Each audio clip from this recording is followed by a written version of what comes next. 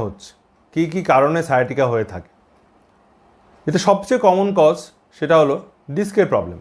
অনেক সময় ভারী জিনিস তুলতে গিয়ে আমাদের দুটো হাড়ের মাঝখানে যে ডিস্ক আছে সেই ডিস্কটা বেরিয়ে আসে এবং বেরিয়ে এসে নার্ভে চাপ দেয়। এটাকে বলে হার্নিয়েটেড ডিস্ক বা প্রোল্যাপস ইন্টারভার্টিব্রাল ডিস্ক। এটাই হলো সায়াটিকার সবচেয়ে কমন কারণ। তাছাড়াও বয়সের কারণে হাড়ে এবং ডিস্কে ডিজেনারেশন বা স্পন্ডলাইটিসের কারণেও কিন্তু সায়াটিকা হয়ে থাকে।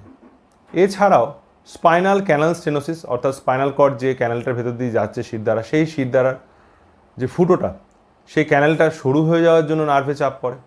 ফোরামিনাল স্টেনোসিস, অর্থাৎ যেখান দিয়ে নার্ভ রুটগুলো বেরোচ্ছে সেই নার্ভ রুটগুলো যে এরিয়া দিয়ে বেরোচ্ছে সেই নার্ভ রুটের যে ফুটোগুলো আছে সেই ফুটোগুলো ছোটো হয়ে যাওয়ার ফলেও কিন্তু এটা হতে পারে।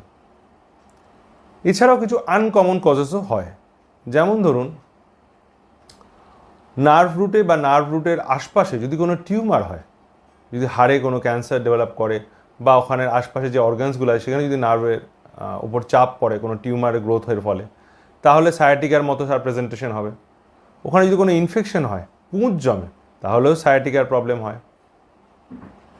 নার্ভের ভেতরে অনেক ধরনের টিউমার হয়, সেগুলোর কারণেও সায়াটিকা আমরা দেখতে পাই।